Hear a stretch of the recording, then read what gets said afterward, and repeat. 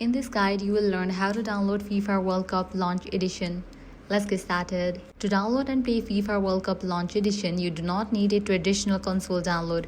Instead, you can stream it directly through Netflix games. Released exclusively for 2026 World Cup, this fully licensed arcade-style simulation game is free to access for anyone with an active Netflix subscription. Because the game runs entirely via cloud streaming, it is played on a TV or computer browser while using your smartphone as the controller. First, launch Netflix. Make sure you are logged in. Navigate to the Games tab. Search for FIFA World Cup Launch Edition and select it to boot the title. A QR code will appear on a screen. Scan it using your smartphone's camera. The QR code will prompt you to download the Netflix Game Controller app from the Apple Store or Google Play Store if you don't have it already. Once paired, your smartphone screen will transform into a virtual game controller with a directional stick and action buttons.